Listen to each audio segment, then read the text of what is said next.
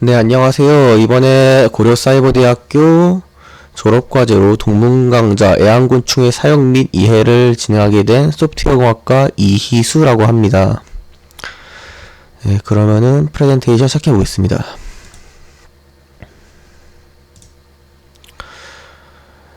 일단은 사육이기 전에 먼저 현 시장이 어떤지를 한번 알아보도록 하고요. 그리고 나서 분류학적 위치를 잠깐 보고, 그리고 사육 방법에 관해서 한번 알아보도록 하겠습니다. 이제 연세가 좀 있으신 분들은 아시겠지만, 이제 1999년 여름에 일본에서 왕사슴벌레가 1억 원에 팔렸다고 기사가 난 적이 있습니다. 이게 그 당시에는 은근히 화제가 됐던 걸로 제가 기억을 하고 있는데, 이게 보시면은 네, 여기 1000만엔, 그러니까 하나 그 당시 환율로 이제 약 1억 원에 구입했다고 이게 나왔는데, 사실 이거는 이제 완벽한 사실은 아니고요. 이게 도쿄도에 있는 유명한 샵인데, 여기서 이제 그 80.2mm짜리 왕사슴벌을 그 당시에 매입을 했습니다. 그 당시가 이제 균사가 처음 개발됐을 당시인데, 이제 그때 손님 중에서, 그 가게의 단골 손님 중에서 한 분이 이제 8cm가 넘는 왕사슴벌레가 들어오면은 내가 1000만원을 주고 사겠다, 이렇게 얘기를 하고 다녔었는데, 진짜로 80mm, 8cm가 넘는 왕사슴벌레 입고가 돼버린 거죠.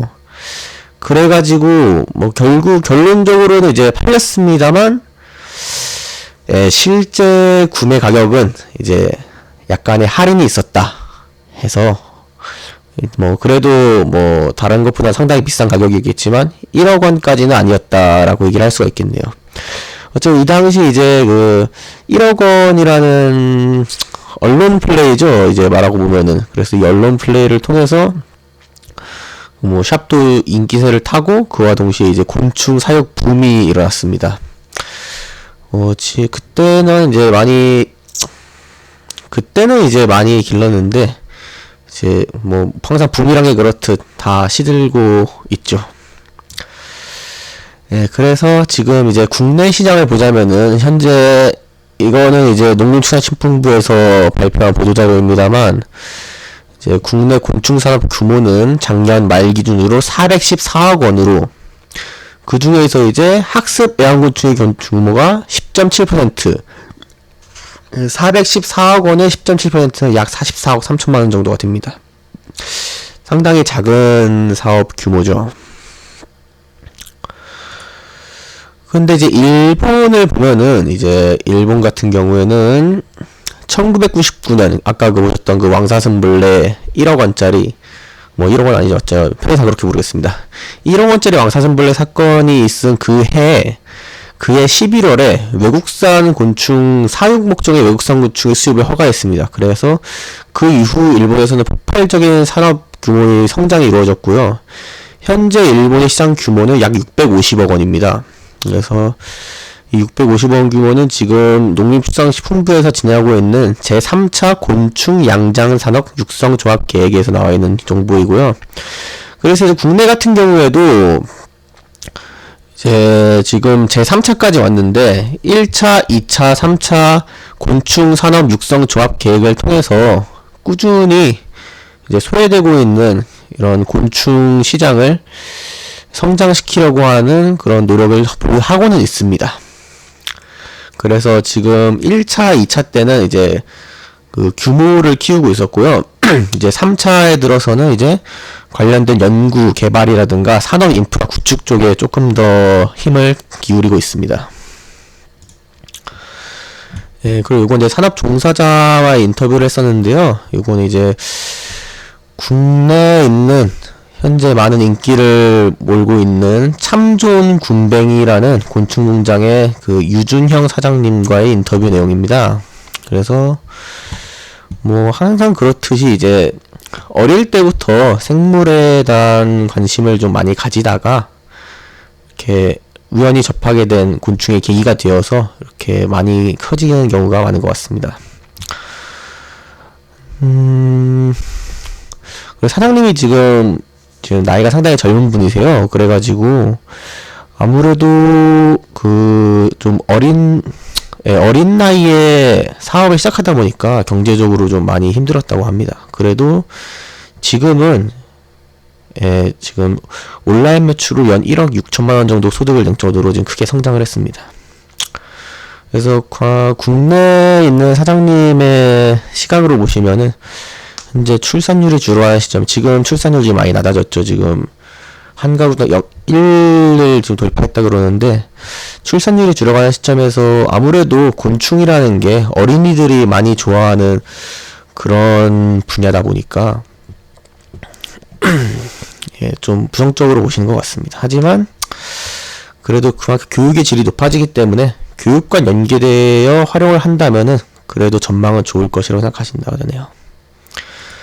이 다음은 이제 일본에 개인적으로 제가 친분이 있어가지고 인터뷰를 좀 부탁드렸습니다만, 이제 오이타현에 있는 도르크스팜 카부쿠아라는 곤충 가게입니다. 그래서 여기 사장님께도 인터뷰를 부탁드렸는데, 이분 같은 경우에는 이제 20년째 지금 운영을 하고 계십니다.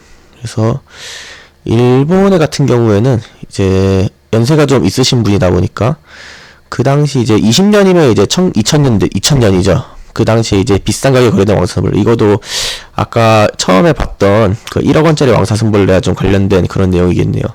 그 당시 이제 비싼 가격에 거래되던 왕사슴벌레 번식에 성공하셔가지고 그걸 계기로 곤충샵을 시작하게 되셨다고 합니다. 그래서 일본의 곤충 사육 문화 같은 경우에는 이제 어릴 적부터 곤충을 좋아하는 일본만의 문화라고 생각하신다고 하셨는데요. 그렇죠. 이것처럼 이제 일본에는 곤충 사육에 대한 그런 문화에 대한 자부심이 이제 세계 1위라는 그런 자부심이 상당히 강하다고 보여집니다. 그래서 아무래도 샵을 하시다 보니까 사업하면서 힘든 점은 역시 고객의 신뢰를 얻는 것이라고 하시네요. 그리고 업계 전망 같은 경우, 일본 쪽의 업계 전망 같은 경우에는 이제 사육 재료 등의 부족 등으로 어려워질 거라고 생각하신다고 말씀하셨는데, 지금 확실히 최근에만 봐도 이제 곤충 사육용 먹이라든가 그런 톱밥, 균사 같은 것들의 재료, 그러니까 뭐 버섯 표목이라든가 이제 톱밥, 특히 너도밤나무 같은 경우에는 요새 거의 안 나온다 그러더라고요. 그래서 너도밤나무를 사용하는 제품 같은 경우에는 거의 지금 물건이 없다시피 한 실정입니다. 그래서 이런 걸로 인해서 지금 사육이 어려워질 거라고 예상을 하고 계시네요. 그래서 이제 보통 저희가 기르는, 사육하는 그런 종들을 보자면은 이제 사슴벌레과 루카니데, 장수풍뎅이약과 다이애스티네, 그리고 꽃무지약과 세토니네가 이렇게 세 가지가 있는데요. 이제 우리나라 같은 경우에는 이제 꽃무지가 그렇게 크고 예쁜 꽃무지들이 많이 없습니다. 그래서 그나마 보기 좀 쉬운 것들이 이제 뭐 흰점박이 꽃무지, 이제 그런 거는 그 한약재라든가 그런 건강식품으로 많이 사용이 되죠.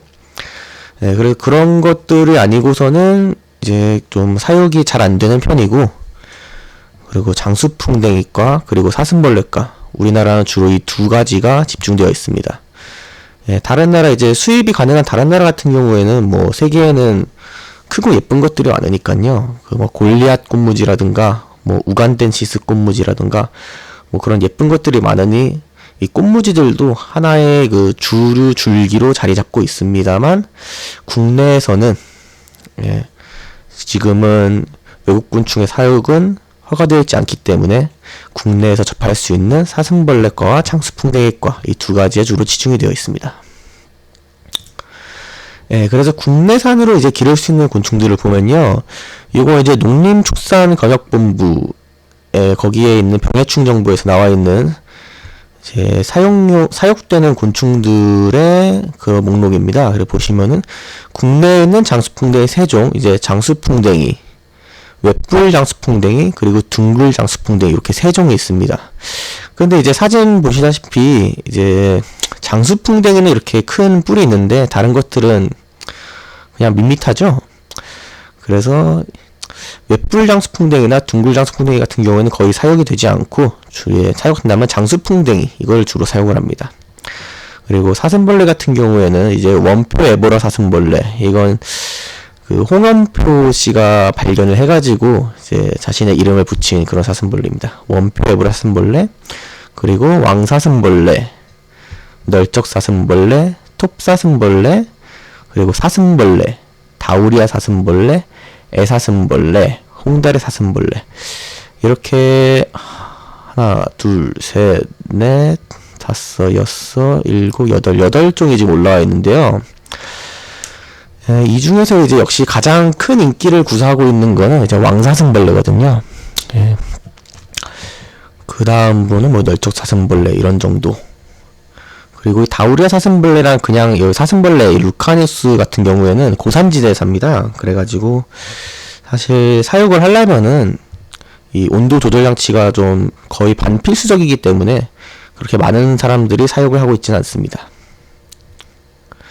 그리고 이 외에도 이제 보시면은 이제 털보 왕사슴벌레와 얇은털 왕사슴벌레라고 이제 발견된 지는 그렇게 오래되진 않은 종이거든요. 그래서 보시면 이제 털보 왕사슴벌레 같은 경우에는 이제 도로크스 카리놀라투스라고 대만에 있는 사슴벌레입니다. 이 대만에 있는 사슴벌레랑 같은 종으로 분류되다가 2008년에 이제 그 국내에 그 충우군충박물관이라고 거기에 이제 관장님으로 계신 장영철 관장님께서 이제 신종으로 도로크스 코리아누스라고 요 한국명을 붙여가지고 발표를 했습니다. 그런데 이게 2010년에는 이게 그 다른 종으로까지 분릴 차이는 아니다. 이렇게 돼가지고 2010년에는 그냥 그 예전 종 도로크스 카리놀라투스의 아종 코리아누스 아종으로 다시 재분류가 되어 있는 상태입니다.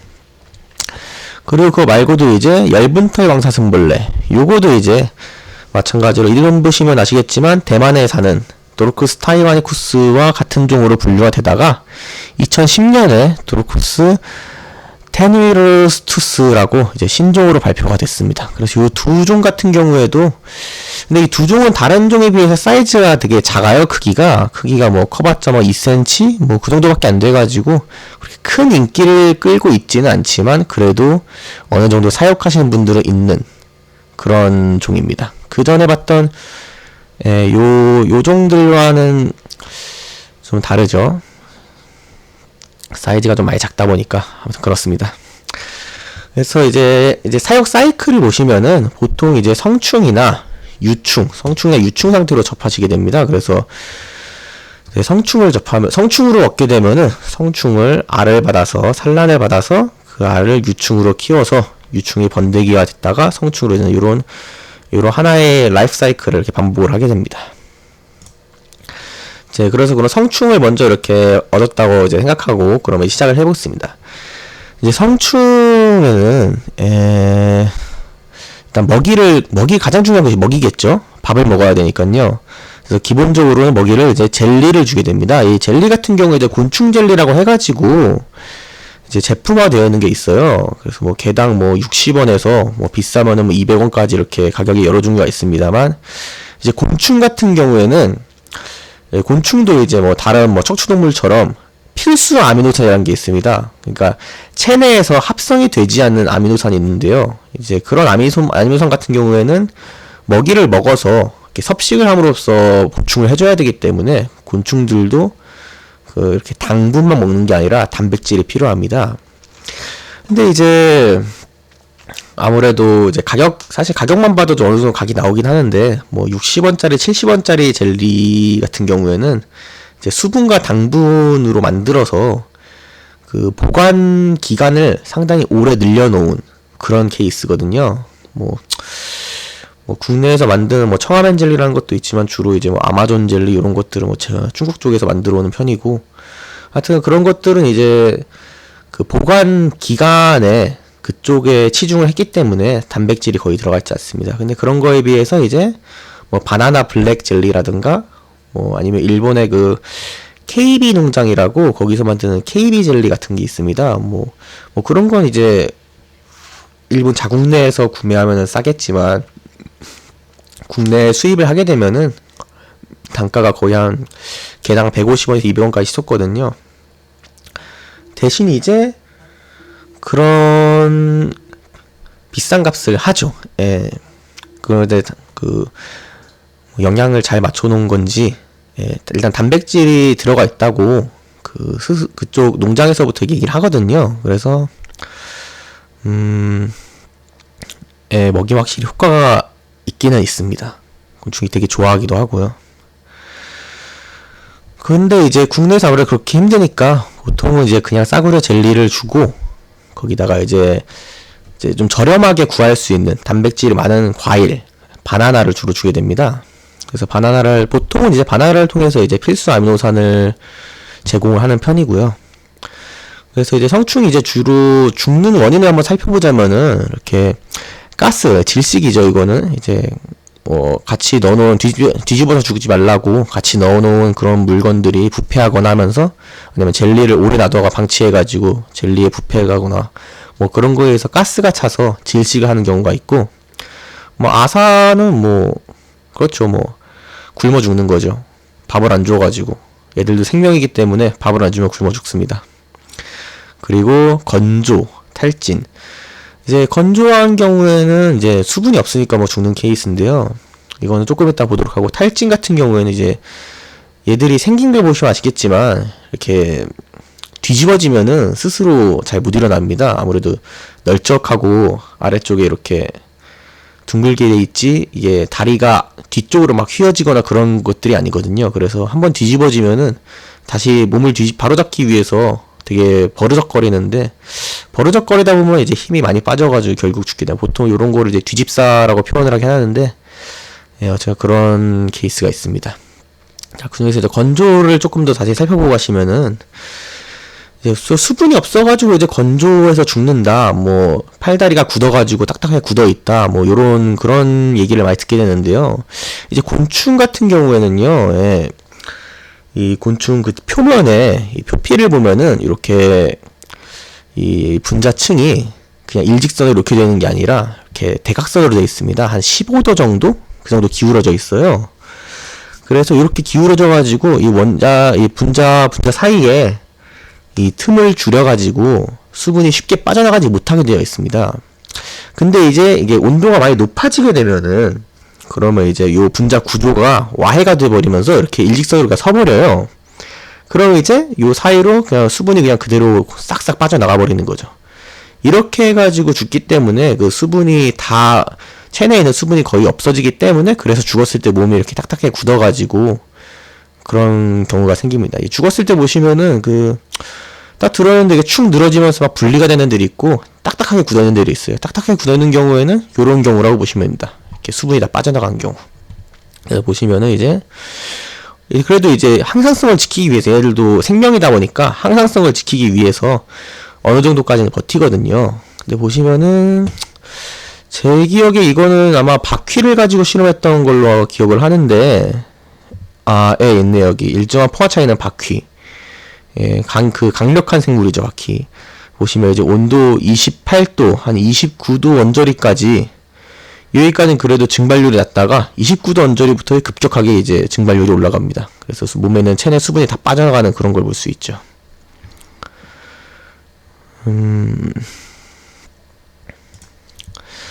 자, 그러면은 또 이제 동면, 이제 일반적으로 이제 사슴벌레들이 뭐 우아해가지고 그 여름 살고 보통 그러고 죽어버려요. 근데 일부 종들, 보통 이제 그 도로크스 속, 아까 보셨던 그 왕사슴벌레나 널쩍사슴벌레, 홍다리 사슴벌레, 애사슴벌레, 요런 친구들, 요런 것들 같은 경우에 도로크스가 이제 사슴벌레 루카이드적 중에서는 가장 진보한, 가장 분화가 많이 된 그런 속이긴 하거든요. 뭐 그래서 그런지 요 친구들은 이제 다년간, 몇 년간 삽니다. 가장 오래 사는 경우에는 뭐 한 3년, 4년도 살고, 뭐 기록, 뭐 그냥 썰이지만, 이야기지만, 대만에 사는 도로크스 쉔클링기라는 대만 왕사슴벌레 같은 경우에는 이제 5년까지 살았다, 뭐 그런 이야기도 돌 정도로 오래 삽니다. 예, 그래서 요런 친구들 그러면 이제 바깥에 더울 때야 뭐 상관없죠. 더울 때는 그냥 땅속에 기어 들어가거나 뭐 낙엽 밑에 숨거나 해가지고 햇볕을 피해가지고 몸을 온도를 낮출 수 있는데, 겨울은 그게 잘 안 되잖아요. 이제 겨울 같은 경우에는 동매를 통해서 이제 버텨야 되는데, 이 곤충들이 이 겨울 온도, 낮은 온도를 피하는 방법은 이제 두 가지가 있습니다. 그래서 보시면은 이제 동결 저항성과 동결 감수성, 요 두 가지가 있게 되는데요. 그 중에서 이제 먼저 동결 저항성을 보시면 이제 사슴벌레 같은 경우에 동결 저항성이거든요. 그래서 보시면 세포 밖에 이 세포 밖 부분에다가 빙액 단백질을 형성. 그러니까 얼음이 생기려면은 그 핵이 필요하거든요. 이제 물 분자들이 이렇게 들어와서 들러붙을 수 있는, 들러붙어서 만드는 응결핵이라고 하죠. 그 이제 뭐 하늘에서 이제 구름에 이제 비가 오거나 그 눈이 내릴 때, 그럴 때 보면은 있는 그런 응결핵이라는 게, 그런 거를 이제 지들이 능동적으로 만드는 겁니다. 곤충이, 사슴벌레가 능동적으로 단백질로 빙결핵을 만들어서 그 바깥에다가 만들고, 그 바깥에 이제 자기 몸 바깥에 이제 온도가 낮아지잖아요. 그러면은 거기서 이제 수분들이, 자기 몸속 세포에 있는 수분들이 밖으로 빠져나가게 해서 밖에 있는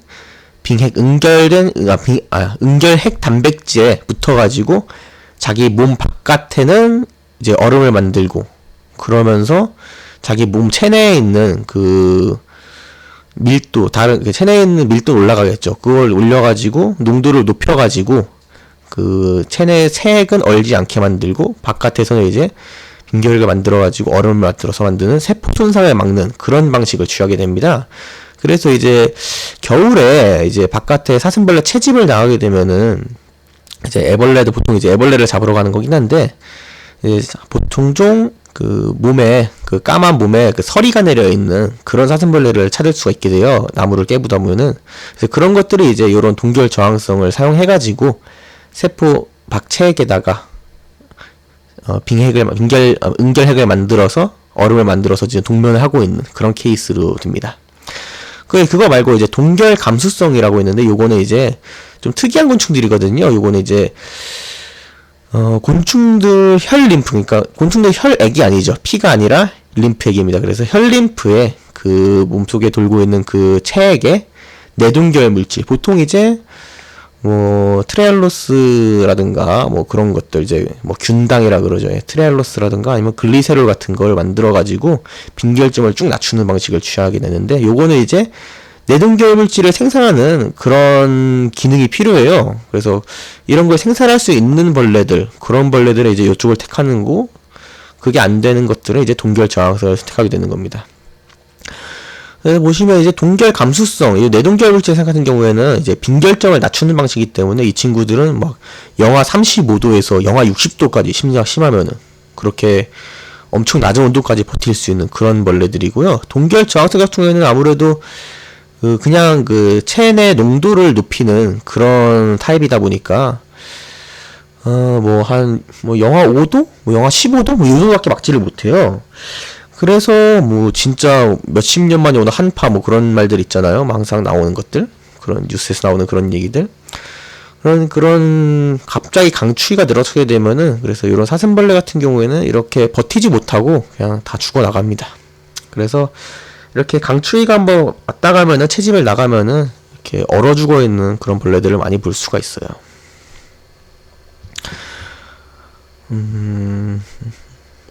애벌레 같은 경우는 이제 동결 저항성보다는 그 동결 감수성 쪽으로 해가지고 그 체내 글리세롤을 좀 많이 만들어서 축적을 합니다. 그래서 보면은 겨울에 이제 채집을 나가서 보시면은 몸에 이제 지방질이 껴있다고 표현을 하는데, 이제 허여멀건하게 껴있어요. 걔들은 뭐 좀 되게 둔감하고 잡기가 쉽죠. 그리고 이제 이제 사슴벌레 또 쉬어가는 걸 보면은, 이제 성충에서 이제 애벌레에서 번데기가 됐다가 이제 성충으로 우화를 하고, 그 다음에 이제 휴면 기간을 갖게 되는데요. 이제 뭐 거래를 하다 보면은 이제 우화한 지 얼마 안 됐는데 그런 것들을 이제 구매를 하고 그런 경우가 생길 수가 있습니다. 그런 경우에는 이제 휴면기라는 거를 가지는데요. 사슴벌레, 이 휴면이라는 거는 뭐 뭐 온도라든가 환경에 따라서 갑자기 잠시 생육을 멈추는 뭐 그렇게 적응하는 그런 걸 휴면이라 부르는 게 아니라 이제 체내 내분비 효과, 뭐 호르몬이라든지 뭐 소화라든가 요런 것들이 이제 그런 것들에 의해서 이제 잠시 활동을 멈추는, 그러니까 좀 재정비를 하는 그런 시기를 보고 이제 휴면이라고 칭하게 되는데요. 그래서 이제 이 사슴벌레 같은 경우에는 그 휴면 시기는 이제 번데기에서 성충으로 우화했을 때 그 시기에 이제 존재를 하게 됩니다. 이것도 이제 종마다 다 다른 케이스거든요. 그래서 뭐 요거를 통해 가지고 종 분류를 하는 경우도 있고, 그런데 일단 사슴벌레 같은 경우에는 이제 번데기에서 성충으로 우화했을 때, 우화하고 나서 성충으로 활동하기 전에 이제 휴면기를 가지게 됩니다. 그래서 보시면은 이제 이 곤충의 탈피에는 이제 호르몬이 몇 가지 작용을 하는데, 이제 보시면 엑다이손이라고 이제 앞가슴샘이라는 게 있습니다, 곤충에는. 그래서 앞가슴샘에서 분비되는 엑다이손, 그리고 알라타체라고 이제 곤충 뇌가 있거든요. 이제 곤충 뇌 바로 밑에 붙어 있는 그런 조그만 그런 알라타체라는 기관이 있어요. 이제 그 알라타체에서 분비되는 알라타체 호르몬, 유약 호르몬, JH라고 하거든요.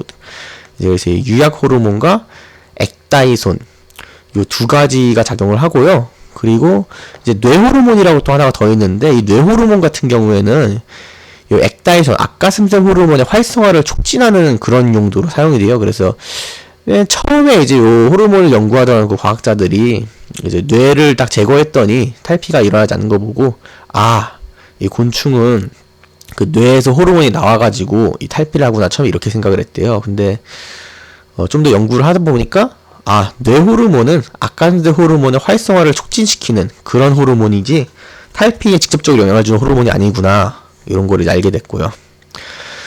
그래서 그리고 이제 유약 호르몬 같은 경우에는 요것도 좀 되게 다양하게 작용되는 호르몬인데, 유약 호르몬 같은 경우에는 이제 애벌레에서 애벌레로 탈피하는 데 한서는 유약 호르몬이 있는데, 이게 애벌레에서 번데기, 성충으로 이제 다 클 때, 이때는 유약 호르몬이 없는 거예요. 그래서 저 유약이란 게 어리고 약하다, 요런 이제 어린이 호르몬, 요런 의미로 이제 붙여진 이름이거든요. 그래서 이제 유충에서 유충으로 탈피, 그러니까 애벌레가 1령에서 2령, 뭐 2령에서 3령 요렇게 탈피를 할 때는 엑다이손과 유약 호르몬이 함께 작용을 하지만, 이제 유충이 이제 번데기가 되고 성충으로 탈피를 할 때, 이제 생식력을 갖추려고 할 때, 그때는 유약 호르몬이 작용을 멈춰버려요. 그리고 엑다이손만 작용을 하게 돼요. 그래서 유충에서 이제 유충으로 탈피하려 할 때, 유충에서 번데기 성충으로 탈피하려 할 때 유약 호르몬을 이렇게 집어넣어 버리면은 애들이 그 번데기가 아니라 유충에 다시 유충으로 탈피를 하게 됩니다. 그래서 원래 뭐 3령에서 이제 사슴벌레 같은 경우에 3령까지 탈피를 하고 3령에서 번데기가 되는데, 그 상황에서 유약 호르몬을 이제 집어넣어 버리면 3령이 4령으로 탈피하게 되는 거죠. 물론 뭐 큰 의미는 없겠지만 얘들한테.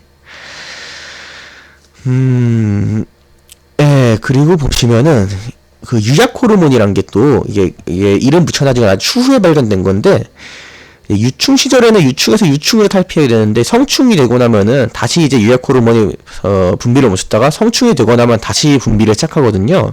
근데 이때는 성충에게 생식선 자극 호르몬을 작용하게 됩니다. 그러니까 이게 그 어린이 호르몬이라고 이름을 붙여놨는데, 얘가 나중에 알고 보니까 성충의 그 성적 능력을 상승시키는 그런 호르몬이 되어버리는 거니까, 이게 이름을 좀 잘못 붙인 것 같아요, 이거는. 어쨌건 이렇게 되고요.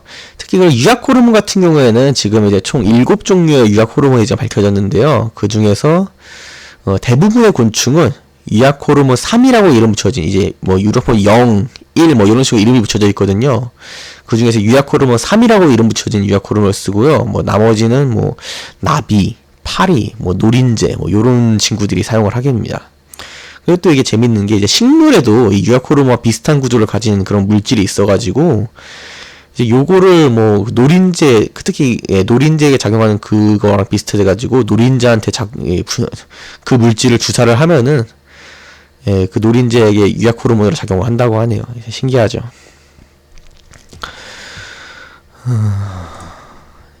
그리고 이제 이 산란을 보게 되면 이제 곤충의 그 난소소관 알을 만드는 그 난소 있잖아요. 그 난소가 이제 관 모양으로 이렇게 돼 있어요. 그래서 요거를 이제 난소 소관이라고 부르는데, 요 난소 소관 유형 같은 경우에는 보시면 이제 세 가지 종류가 있습니다. 그래서 다자야형, 단자양형, 무자양형 이렇게 세 가지 종류가 있는데, 그 중에서 이제 뭐 무자양형은 그 무변태하는 애들, 뭐 좀이라든가 보통 요런 친구들한테 발견이 되고요. 저희는 이제 그 좀 고등 곤충이니까 다자형과 단자형 이쪽을 한번 다시 보겠습니다. 보시면은 이제 이 곤충 같은 경우에는요, 이제 그 생식 세포 있잖아요. 뭐 정소라든가 난소라든가 요런 요 생식 세포들이 감수 분열을 얘들도 이제 그 이성으로 양성 생식을 하니까 감수 분열을 해가지고 이렇게 만들게 되는데, 이 곤충 같은 경우에는 이제 사람 같은 경우에는 이제 2차 성징이 온 다음에 이제 감수 분열을 계속 일어나잖아요. 근데 이제 곤충 같은 경우에는 이게 종령, 사슴벌레 같은 자손 이제 3령이죠. 3령에서 번데기 기간, 요 기간에 감수 분열이 전부 완료가 됩니다. 그래서 그 세포 하나가 생식세포 하나와 나머지 여포세포 3개로 이렇게 분열이 되는 그런 분열은 종료에서 번데기 기간에 다 완료가 되기 때문에 가지고 있는 그 생세포의 개수는 한정이 돼 있어요. 그리고 이제 보면 이제 그 중에서 이제 난소 소관을 이제 보시게 되면은 단자양형 난소 소관이라는 건요.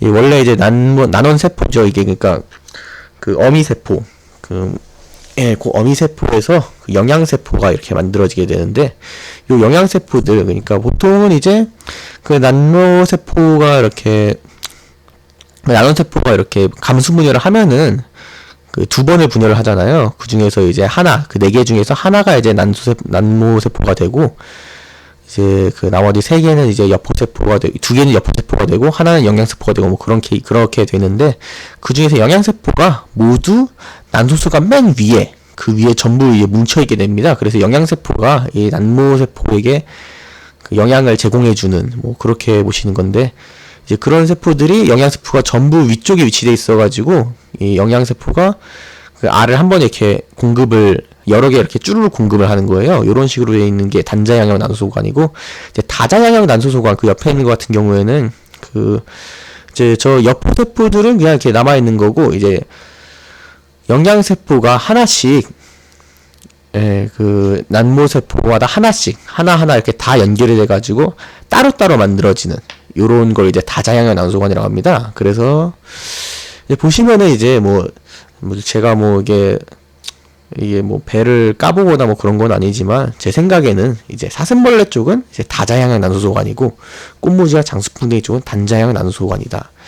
이게 보시면 산란하는 걸 봤을 때요, 보면은 이제 꽃무지나 장수풍뎅이 같은 경우에는 이렇게 알을 한 번에 산란 세팅에 이렇게 다 집어넣으면은 알을 들어가서 산란을 쭈르륵 하고 바로 올라와요. 빠르면은 뭐 이틀, 사흘 만에 올라오고, 뭐 길면은 일주일, 뭐 2주일 걸리는데, 그렇게 낳고 그냥 다 올라오거든요. 그러다 올라와서 그냥 돌아다니다가 가만히 놔두면은, 그러다가 한두 주 있다가 그러고 다시 또 내려가요. 이런 패턴을 봤을 때, 이 친구들은 이제 꽃무늬 장수풍뎅이 같은 경우에는 알을 한 번에 여러 개를 만들어서 산란을 하고, 다시 이제 영양을 제공해가지고 알을 다시 만들고 다시 산란을 하는 이제 요런 케이스로 생각이 되거든요. 그래서 아까 보시면 이제 단자양의 난소소관, 요 위쪽에 이제 영양세포 하나에서 알들 여러 개에게 한 번에 영양분을 공급해서 한 번에 여러 개의 알을 낳는 게 아닌가, 요런 생각이 듭니다. 그래서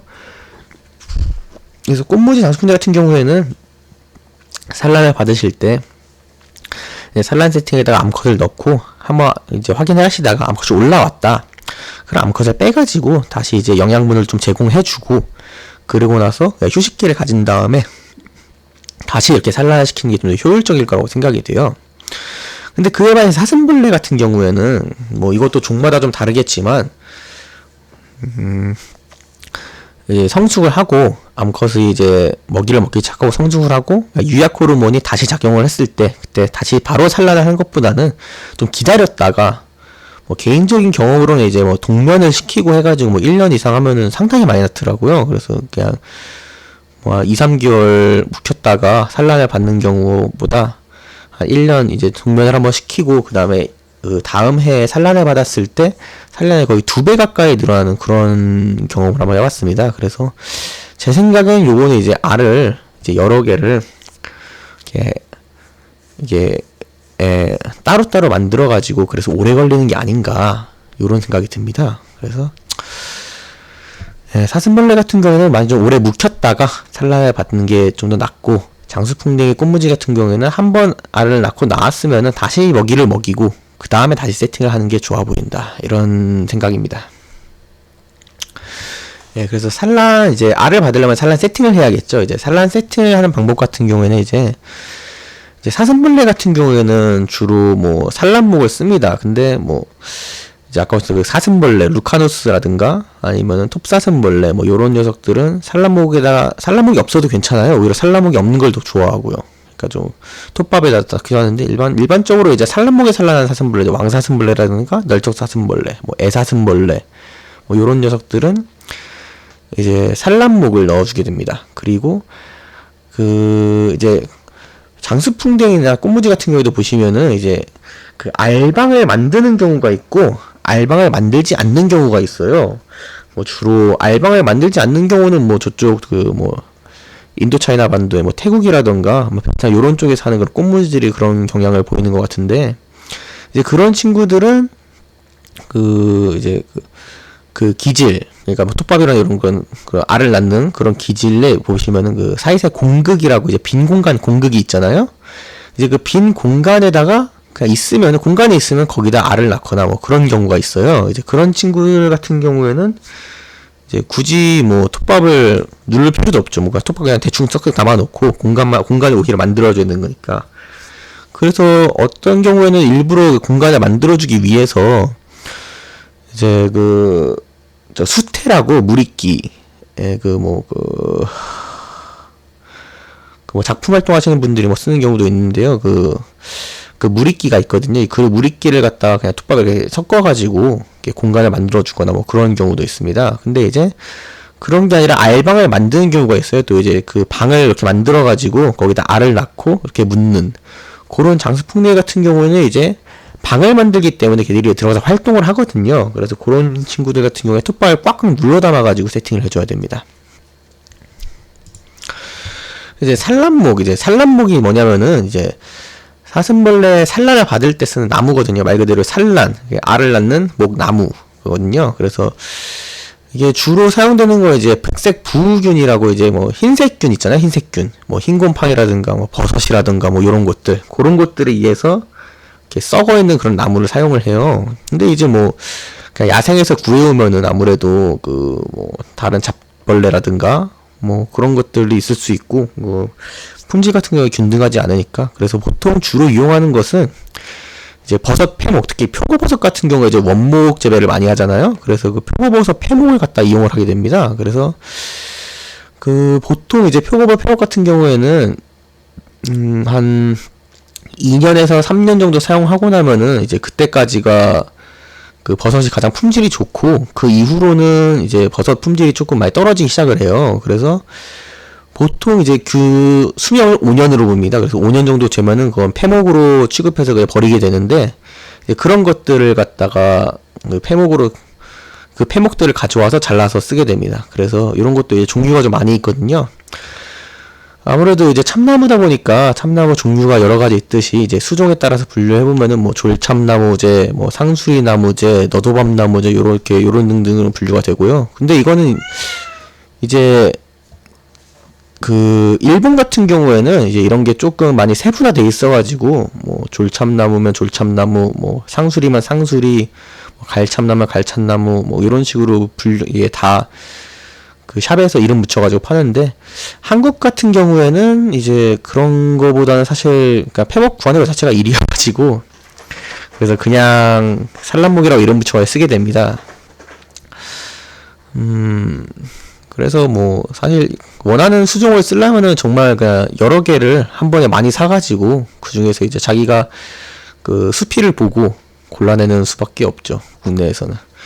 그런 거 말고 이제 그 균종에 따라 분류라는 게 있는데, 이제 보시면은 이제 그 영지제랑 그 기화제라고 그 영지제는 이제 일본에서 레이시제라고 하는데, 이 영지제는 그 영지버섯 같은 경우에는 뭐 지금은 거의 그런 거 안 하는 모양인데, 지금 톱밥에 쓰는 것 같은데, 이제 영지버섯 같은 경우에는 그 재배를 할 때 그 원목에다가 영지버섯 균을 심은 다음에 그거를 땅에다가 묻어요. 그래서 그 땅에다가 묻어 놓으면은 이제 그 영지버섯 균들이 그 나무 원목을 이렇게 먹어 치우면서 버섯을 펴가지고 위쪽으로 땅 위로 이렇게 솟아나오거든요. 그럼 그거를 채취하는 식으로 쓰는데, 요거도 이제 마찬가지로 이제 위에 버섯 폐목처럼 몇 년 지나면 버리게 됩니다. 그래서 요런 그런 그 폐목을 가져와가지고 쓰는 게 영지제고요.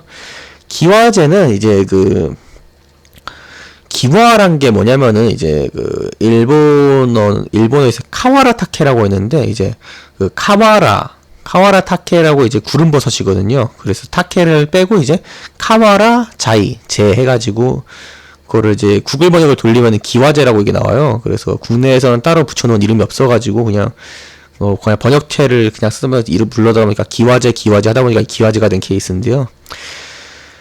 이게 그 구름버섯균을 이렇게 배양을 접종을 해놓은 그런 폐목을 갖다가 기와제라고 합니다. 그러면 이제 의문이 들죠. 그러면 당연히 이제 이 멀쩡한 건 아니죠. 그 폐목에다가 구름버섯균을 왜 입혔는가? 그리고 다른 균도 많은데 왜 구름버섯인가? 이제 보시면 이제 일단은 그 아무리 버섯 폐목이라 그래도 그 주로 사용하는 게 버섯을 재배하기 위해서잖아요. 그래서 완벽하게 다 분해되는 경우는 사실 아니거든요. 그래서 그 좀 더 분해를 해가지고 이제 사슴벌레가 더 좋아하는 그런 환경을 만들어주기 위해서 구름버섯 균을 접종해주는 건데요. 이제 왜 하필 구름버섯균인가? 보시면 이제 구름버섯균 이제 코리올리스 같은 그러는데, 이제 구름버섯 같은 경우에는 그 균의 대사에는 이제 그 탄소원과 질소원 이렇게 두 가지가 다 필요해요. 근데 그 중에서 이제 질소가 없으면은, 탄소는 이제 먹이라고 생각하면 되는데, 이제 질소는 생장이 필요한 거고. 근데 그 중에서 이제 그리고 질소가 이렇게 별로 적은 환경에서도 그 꼭 필요한, 그러니까 자기 목숨 붙이기 위한 그런 대사 과정에 질소를 배당해가지고 낮은 질소 환경에 대응해서 끝까지 살아남을 수가 있어요. 그러니까 이 구름버섯은 뭐 진짜 이 상황이 정말 안 좋아도 그 최적화 모드를 발동해가지고 오랫동안 버틸 수가 있는 거죠. 그래서 이 구름버섯은 오랜 기간 보관하기 쉽고, 그리고 균이 쉽게 죽지도 않아요, 이게. 그래서 뭐 국내 버섯 농가 같은 경우에서 이걸 이제 구름버섯 같은 경우는 해로운 균 취급을 하는데, 뭐 사슴벌레 같은 기르는 입장에서는 이게 되게 좋은 균이 되는 거죠. 그래서 이게 보관하기도 쉽고 유지력도 좋아가지고, 그래서 요거를 구름버섯을 사용하게 됩니다. 그래가지고 보시면 이제 질소와 결핍대 환경이라고 나오잖아요. 그래서 사실 요런 같은 경우에는 그 구름버섯에게 질소원을 이게 공급하기 위해서, 뭐 다른 균도 마찬가지긴 한데, 뭐 다른 버섯균이라는 것도 마찬가지긴 한데, 이게 폐목이잖아요. 폐목에다가 그 뭐 톱밥이라든가 이런 걸 이렇게 덧붙여가지고 이렇게 만들어주면은 균들이 그 주변에 있는 물질에서도 이제 질소를 끌어올 수가 있어요. 그래서 좀 더 왕성하게 활동하는 그런, 좀 더 분해를 잘 하는 그런 상태가 좋은 우수한 품질의 그런 기와제를 만들 수가 있게 되는 거죠. 근데 그렇게 하면은 아무래도 단가 문제가, 멀쩡한 폐목에다가 또 다시 그렇게 추가로 덧붙이게 되면은 뭐 무게도 그렇고 단가도 그렇고 아무래도 맞추기가 좀 힘들어지죠. 그러면 이제 산란을 받아서 유충을 했다고 보면은, 이제 보시면 이제 뭐 유충이 그러면은 자연에서 뭘 먹고 사는지 이런 걸 알아야겠죠. 그래서 보시면은 이건 이제 채집했을 때 사진인데요. 보시면 이제 요 안에 이제 애벌레가 이렇게 있습니다. 그래서 뭐 종마다 좀 다르게 해요. 뭐 왕사슴벌레, 널쩍사슴벌레 같은, 애사슴벌레, 뭐 왕사슴벌레 이런 것들은 이제 쓰러져 있는 나무 그런 거에서 발견이 되고, 뭐 널쩍사슴벌레, 뭐 홍대사슴벌레 이런 친구들은 그 나무 터에 있는 나무 뿌리 금방 뭐 그런 데서 발견되고, 뭐 톱사슴벌레, 뭐 그냥 사슴벌레, 루칸스 사슴벌레 이런 것들은 막 땅 파야 나오고 뭐 그래요. 근데 일단 주로 이제 공통점은 그래도 썩은 나무에서 발견된다. 그러니까 요 분해되어 있는 요 나무를 이제 주식으로 애벌레들을 이용을 하는 거죠. 그래서 이런 먹이를 그래서 맞춰줘야 되는 건데요. 그래서 주로 이제 먹이로 사용하는 물건들을 보시면은 톱밥, 발효톱밥과 이제 균사 이렇게 두 가지를 씁니다. 애벌레용이에요, 애벌레용. 성충 아까 젤리랑 뭐 바나나 그런 걸 먹는다고 말씀드렸고. 그래서 이제 그중에서 톱밥, 이제 발효톱밥을 보면은 일반적으로 톱밥이라 그러면은 뭐 그 나무 그냥 부스러기죠, 나무 부스러기. 그게 아니라 이거를 때 나무 부스러기 보통 생나무고 이제 그 생나무 톱밥을 그를 분쇄한 그 나무를 퇴비화 과정을 거쳐서 만드는 먹인데요. 이 퇴비화 과정이란 게 뭐냐면은 뭐 말 그대로 퇴비를 만드는 과정이에요. 그래서 이 퇴비화 과정을 한번 살펴보면은 이제 보통 그 뭐 두엄더미라든가 뭐 그런 거에다가 뭐 소똥이라든가 그런 질소원을 섞고 해가지고 만드는데 저희는 이제 그 볏짚 이런 게 아니라 애벌레를 먹여야 되니까 그 참나무를 이제 사용하게 되는데 이 참나무에다가 그 이제 균을 키워가지고 발효를 시켜야 되잖아요. 그래서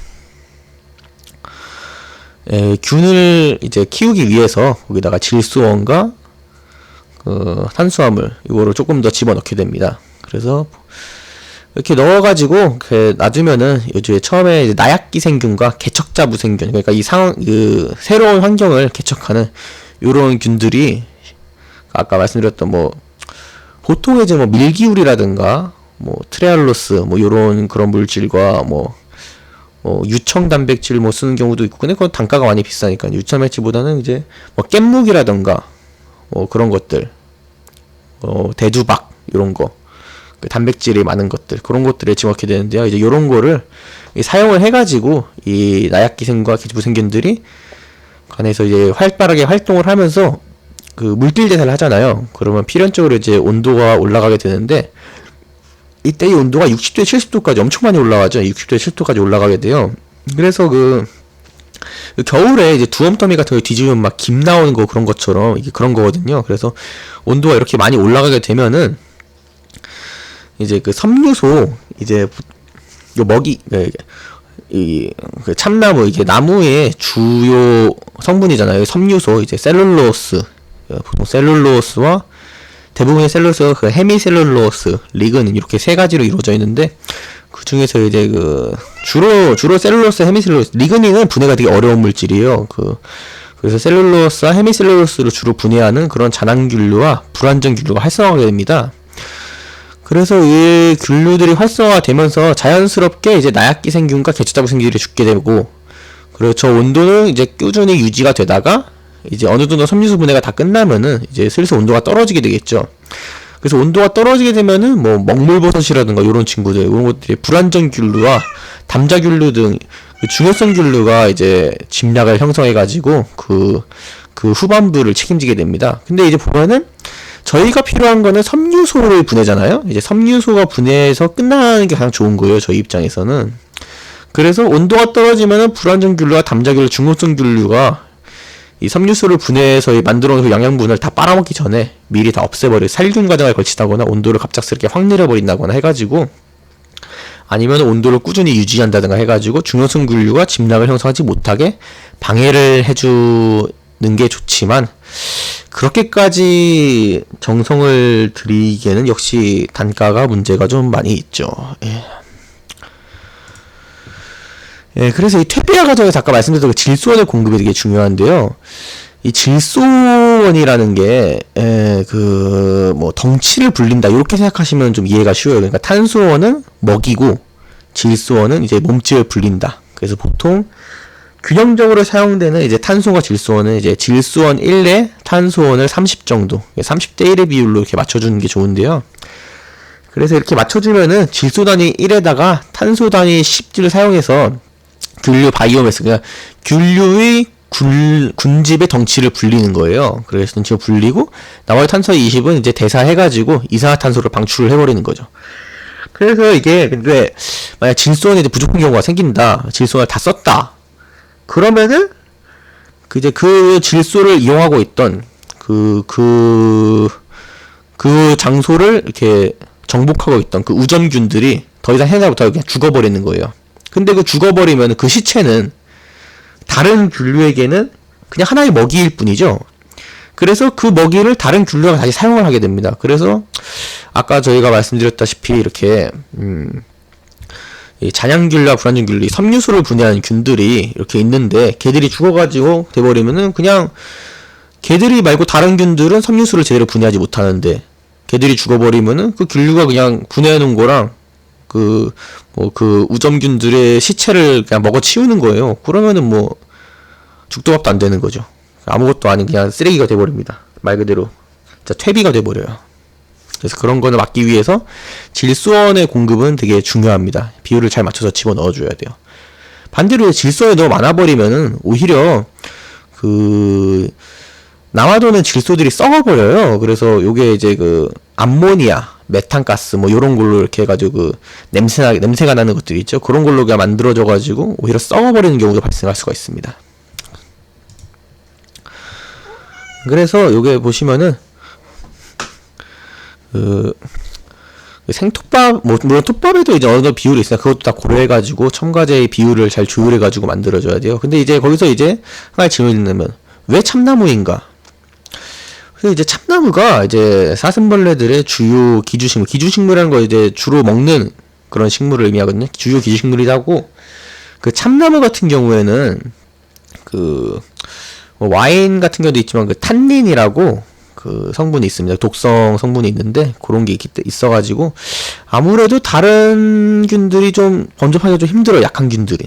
그래서 뭐 저희 버섯 농가라든가 이런 데에서도 주로 참나무를 쓰는 이유가 그렇게 거기서 이제 균을 종균을 총알식으로 만들어서 접종을 하잖아요. 그렇게 대량으로 접종을 시켰을 때 다른 균의 오염에 대해서 좀 강한 것도 있고 해가지고 물론 그런 것도 있고, 그리고 보다 참나무가 되게 저렴합니다. 다른 나무에 비해서.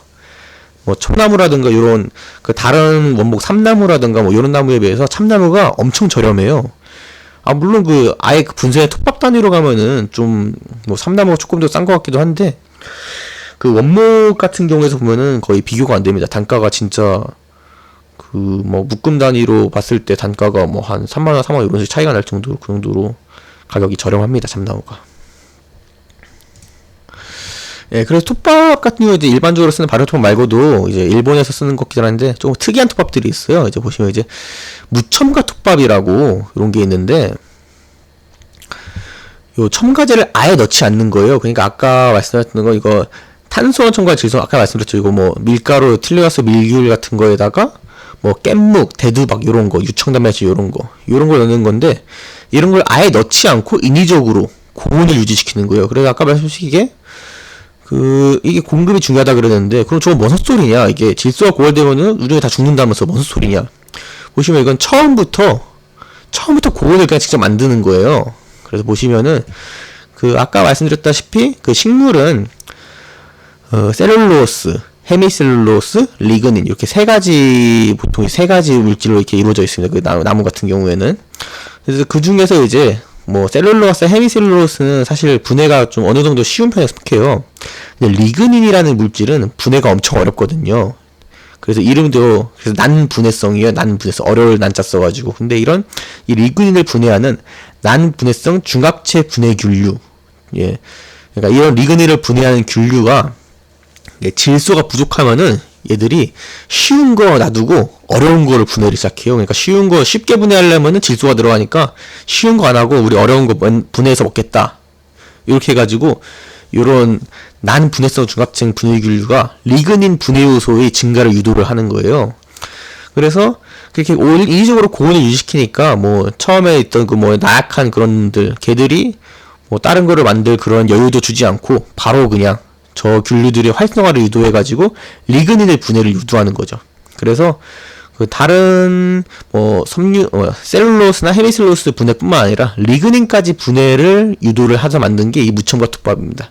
그래서 무첨가 톱밥 같은 게 약간 일본에는 그런 사육자들을 보면은 좀 치트키로 쓰는 것 같아요. 좀 뭐만 하면은 그냥 그런 무첨가를 써볼까? 약간 요런 식으로 사용을 합니다. 근데 또 웃기는 건 그게 또 잘 먹히더라고요. 그게. 참 좋은 환경이에요. 예, 그리고 그거 말고 이건 이제 붉은 시든드라 톱밥이라고, 예, 저것도 일본어 그대로거든요. 저 일본 붉을 적자에다가 시들 고자 써가지고 붉은 시들은 톱밥. 저것도 뭐 구글 번역체인데, 이제 요거 같은 경우에 이제 아까 말씀드린 백색 부우균, 버섯 같은 백색 부우균이 아니라 이제 갈색 부우균이라고 또 종류가 있어요. 나무를 분해하는 균 중에서. 그래서 이제 이 갈색 부우균에 의해서 분해된 톱밥인데, 요거는 아무래도 제작보다는 보통 채집을 해와요. 요거는 가서 나무를 파와요. 그래서 뭐 산에 가가지고 이렇게 나무를 이런 붉게 물든 그런 갈색 부우균에 의해서 분해된 그런 나무를 집어와가지고 갈아가지고 씁니다. 그래서 요거는 이제 섬유소하고 헤미셀룰로스는 분해를 해요. 근데 리그닌은 분해를 못해요. 이제 갈색 부우균들이. 그래서 그래서 리그닌 색깔이 갈색이어가지고 갈색을 띠게 되는 건데요.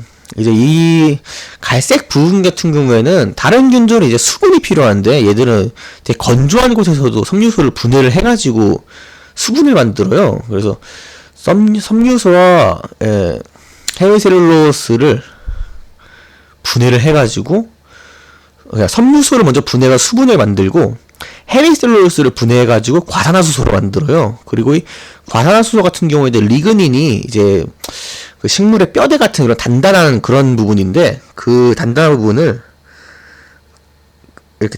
이제 안까지 이렇게 보호를 하는 거거든요. 근데 그 안쪽을 분해하기 위해서 과산화수소를 확산을 시키는 거예요. 그래가지고 과산화수소의 확산으로 통해서 이제 물리적인 분해를 이제 유도를 하는 거죠. 그래가지고 이 갈색 부분 같은 경우에는 이게 처음 발견된 같은 영국, 이런 유럽 쪽에서 나무로 지어놓은 목재들이 이렇게 이제 갈색으로 썩어 들어가는 거, 요런 거에서 발견된 건데, 이제 그런 데에서도 발견되는 것처럼 이제 수분이 되게 적고 건조하고 그 질소원이 되게 적은 그런 상황에서 이제 분해가 되는 거거든요. 이제 적은 수분과 적은 질소원, 요런 상황에서 분해가 돼가지고 만들어진 투법인데, 이제 요거 같은 경우에는 이제 사용되는 게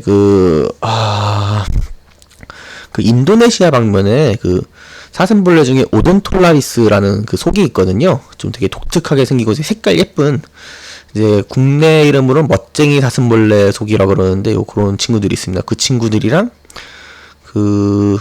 네오루카루스라고 이제 뭐 일본 남쪽이라던가 뭐 중국 남쪽, 대만 뭐 요런 쪽에 사는 네오루카루스라는 속이 있어요. 뭐 국내면 아마 새 사슴벌레인가? 아마 그랬던 것 같은데, 이제 그 친구들 같은 경우에는 이제 붉은 시든 톱밥, 갈색 부분에 분해된 리그닌이 분해하지 않고 섬유소와 헤미셀룰로스만 적은 수분과 적은 질소원으로 분해된 요런 톱밥을 먹습니다.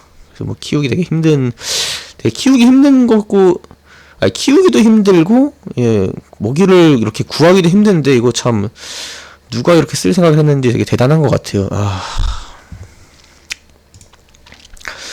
그래서 균사, 이제 톱밥을 이제 봤으니까 이제 균사를 볼 건데요. 이제 균사는 이제 보시면은 뭐냐면은 참나무 톱밥을 뭐 이렇게 발효를 시킨 게 아니라 그냥 생참나무 톱밥에다가 거기다 버섯균을 배양을 해놓은 거예요.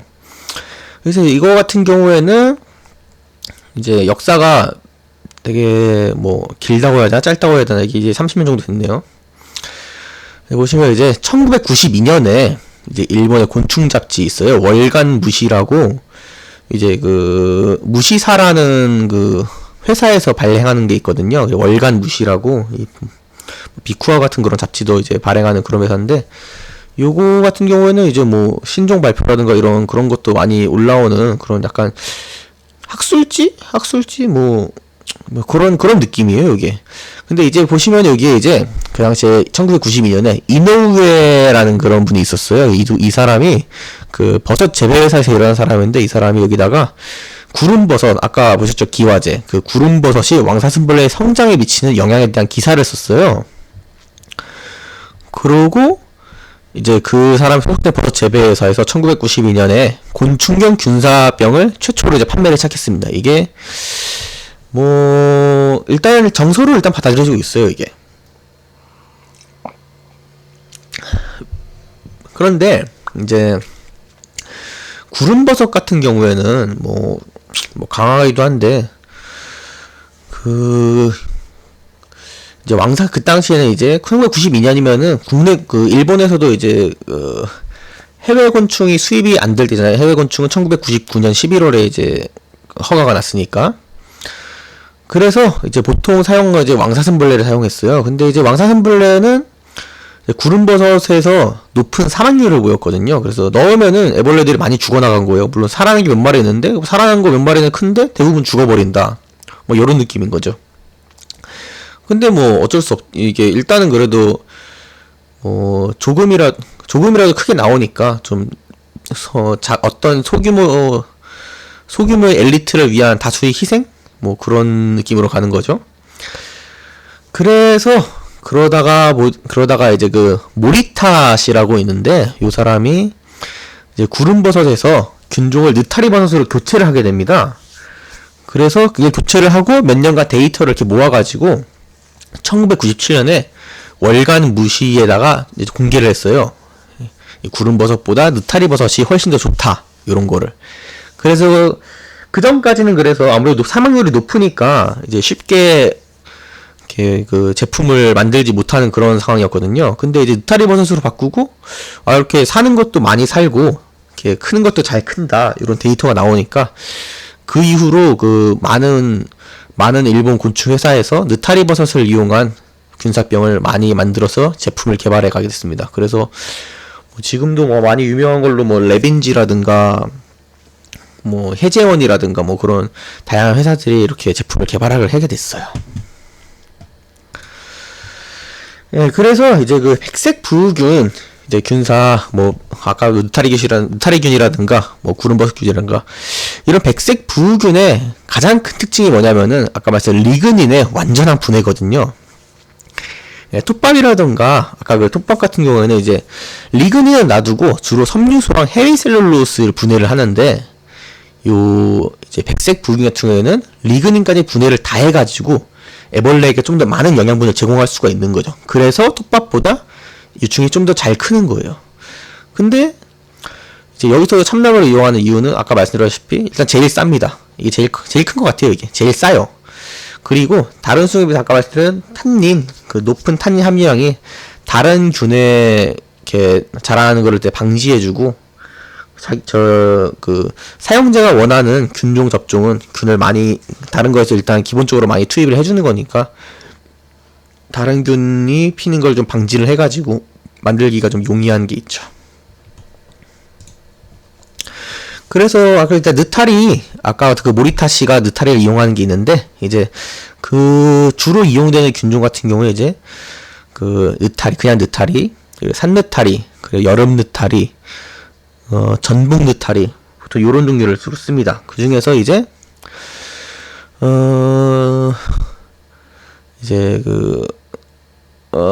국내에서는 이제 오이라타케 전복 느타리가 이거를 많이 씁니다.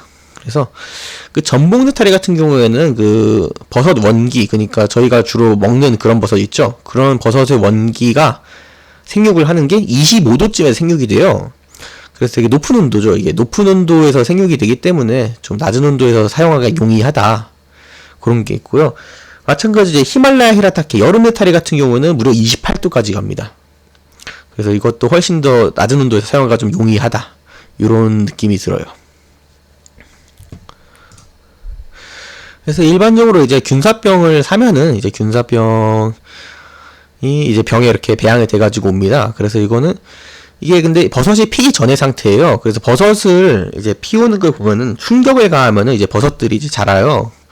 그래서 뭐 빛이 쬐어지거나 이게 충격을 가하면은 그 버섯 같은 경우는 이제 그 버섯 원기 같은 경우에는 포자를 피우기 위한 그런 수단이기 때문에 자기가 처한 환경이 위험하다고 판단을 하면 이렇게 원기를 피워가지고 포자를 발생시키려고 합니다. 그래서 근데 저희는 포자를 발생시키고 버섯을 키우려는 게 아니라 그걸 그대로 먹이로 쓰려는 거잖아요. 그래서 이렇게 충격을 가하면 안 되고요. 그래서 먼저 사용할 장소를 이렇게 갖고 오게 되면은 안정화하기 위해서 그 어둡고 서늘한 곳에서 며칠 동안 방치를 해가지고 안정화를 먼저 시켜야 됩니다. 안정화를 시키지 않고 그냥 바로 사용을 하게 되면 유충이 들어가서 또 이렇게 움직이면서 그 균들이 그냥 바로 원기를 많이 발생을 시켜버려요. 그래서 그냥 투입하면 조금 안 좋고 며칠 동안 안정화를 시킨 다음에 그 다음에 위에 부분 일부분을 덜어낸 다음에 유충을 투입하는 식으로 사용을 하게 됩니다.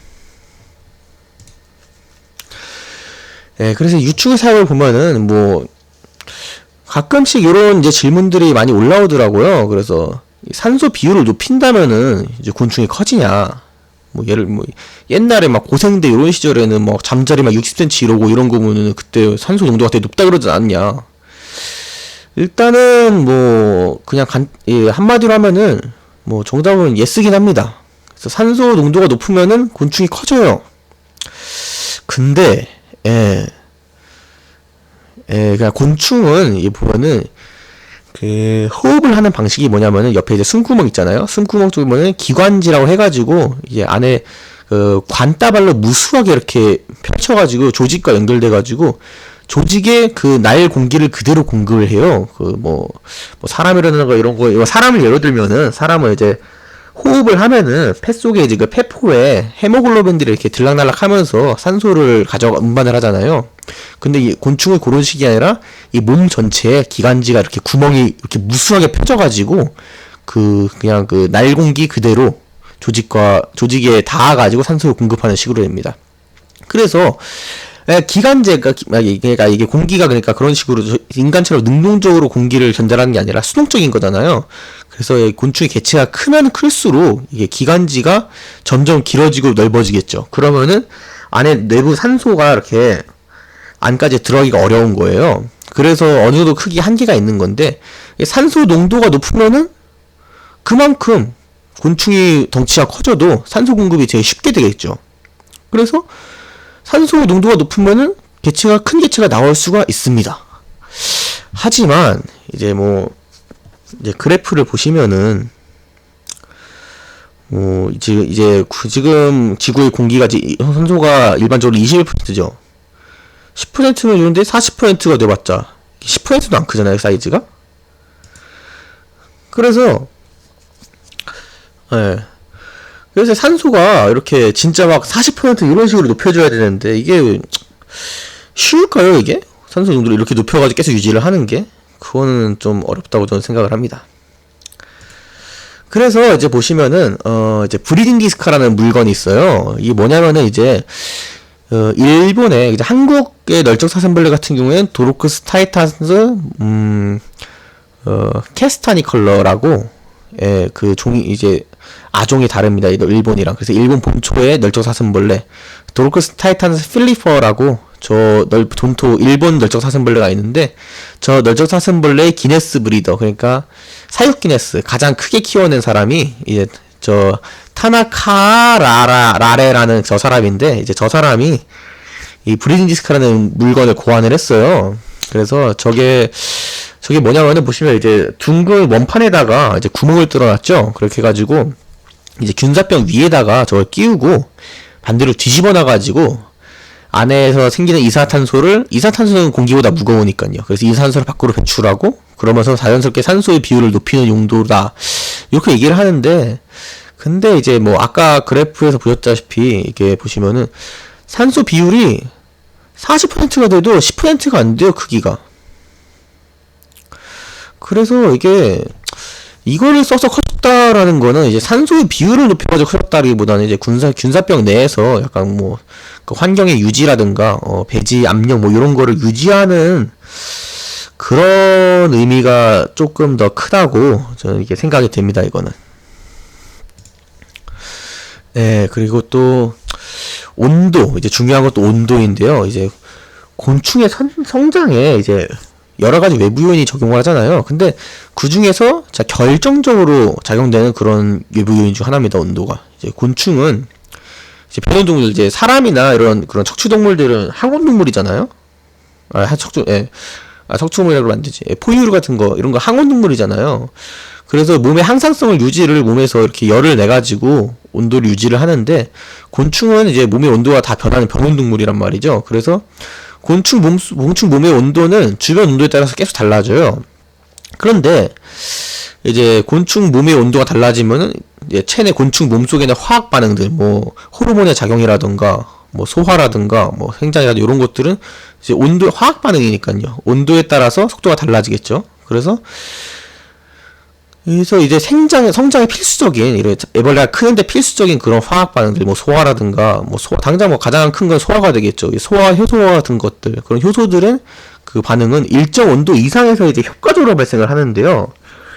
물론 어느 정도 온도가 높아지면 다시 또 온도가 높아지면은 단백질이 변성이 돼가지고 아예 그냥 다 망가져버리는 그런 경우도 생기겠지만, 그래도 어느 정도 온도 이상이 돼야지 효과적으로 발생을 하게 됩니다. 그래서 이 곤충 몸속에 이제 화학 반응, 이 대사들은 온도에 비례하고, 그만큼 이제 대사가 많이 되면은 발육 기간, 그 애벌레가 성장하는 기간 있죠? 그거는 이제 온도에 반비례하게 되겠죠, 그러면은. 예, 그래서 이제 발육 한계 온도라는 게 있는데요. 이게 이런 용어가 있는데, 발육 한계 온도라는 거는 이제 발육 기간이 온도하고 반비례하지 않는 그 최소 온도. 그러니까 이 온도가 애벌레가 예를 들어서 한 10도까지는 그래도 어느 정도 성장을 하는데, 그 10도 밑으로 내려가면은 아예 그냥 성장을 멈춰버린다. 반비례 안 한다. 이런 온도를 이제 발육 한계 온도라고 합니다. 최소 온도요.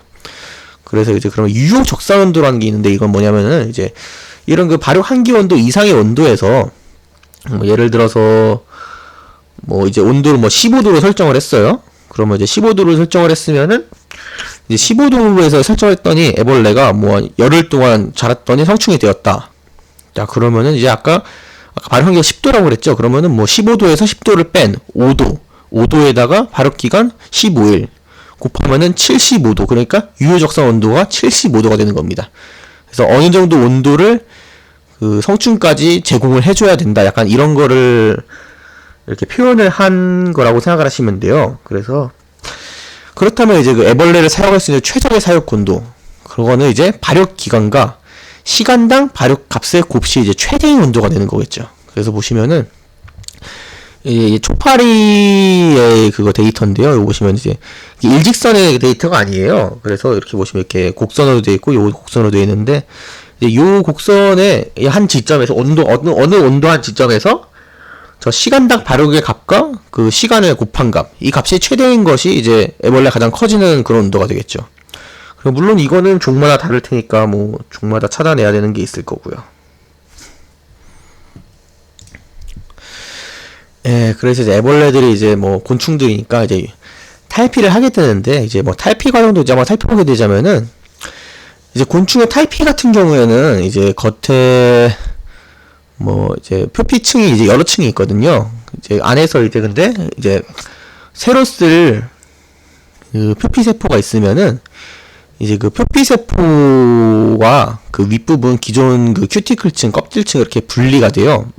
그 다음에 이 표피층에 분비액을 이렇게 분비하면서 표피소, 그러니까 먼저 분리를 한 다음에 그 공간을 이제 불활성 탈피액, 그러니까 탈피액이란 게 저 외부에 있는 바깥 껍질에 있는 물질을 녹이는 거거든요. 그래서 녹이는 건데, 그냥 같이 있으면 표피까지 함께 녹아버리겠죠. 그래서 그걸 방지하기 위해서 활성화되지 않은 탈피액을 먼저 분비를 하고, 그 다음에 새로운 표피층 위에다가 새로 껍질을 이렇게 만들게 됩니다. 그리고 껍질을 만들면은 이 탈피액을 활성화시키는 거죠. 그러면은 탈피액이 안에 있는 그런 기존 큐티클들을 전부 분해를 하고, 그 분해된 물질은 다시 이제 새로운 외피를 통해서 내부로 흡수를 하게 됩니다. 그래가지고 나머지 내부 흡수한 다음에 마지막에 있는 맨 바깥부분에 있는 외 원표피층, 저 껍질 부분을 이렇게 벗어 던지게 되는 거예요. 그리고 그 전에 이제 지금 새로운 물질들, 그러니까 아까 먹었던 분해됐던 탈피액과 함께 분해됐던 저 새로 기존 큐티클들을 다시 이용해가지고 이렇게 덩치 키우고 팽창을 하고, 그 다음에 다시 경화작용, 그게 딱딱해지는 거를 작용을 통해서 다시 이제 껍데기를 만드는 거죠.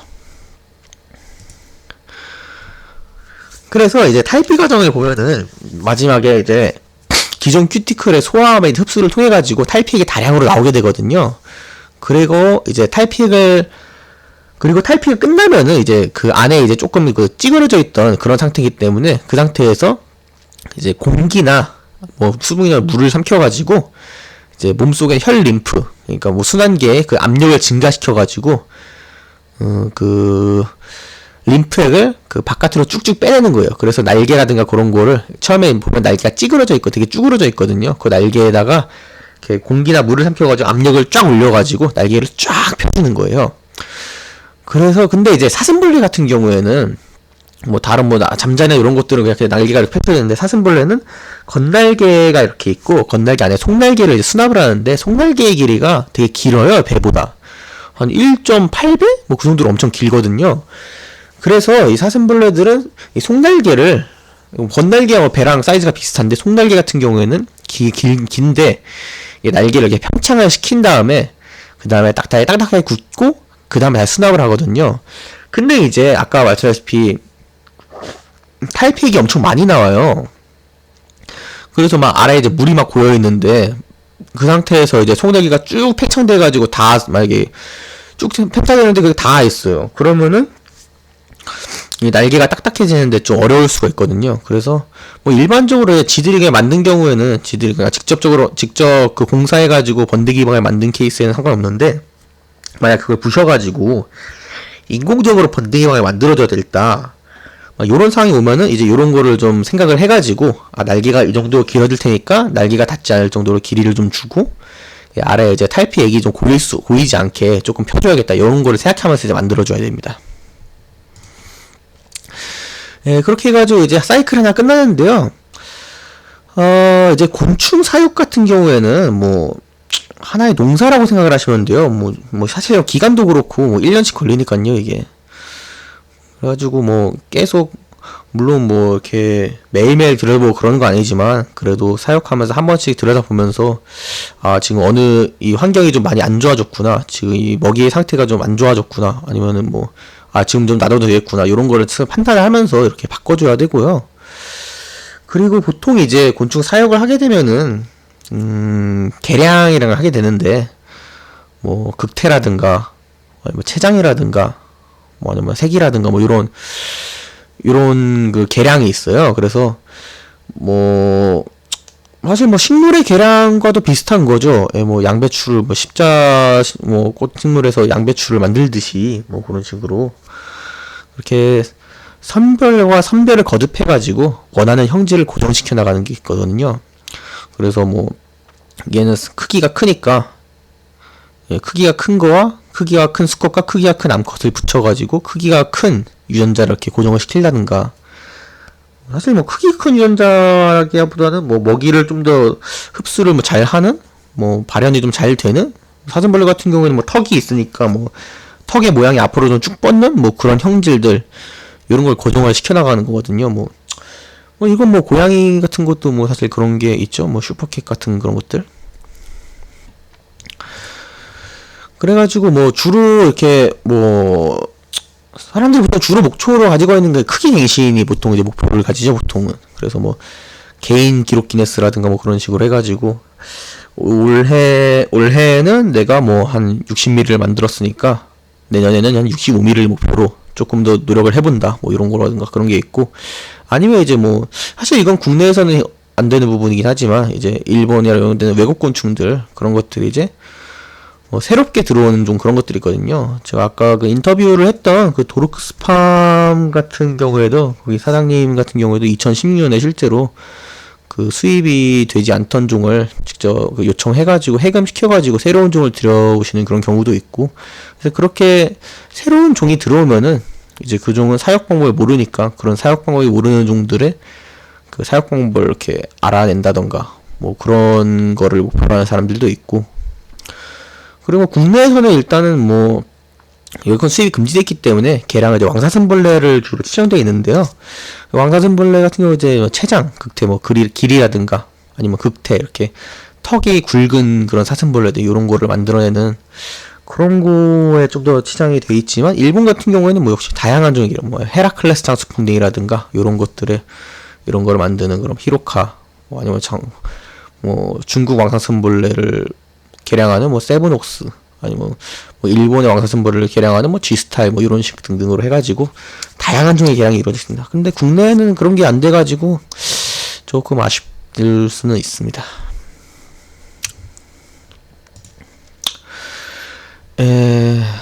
그래가지고 이렇게 이번 동문 강좌를 끝내게 됐습니다. 즐거우셨으면 좋겠습니다. 감사합니다.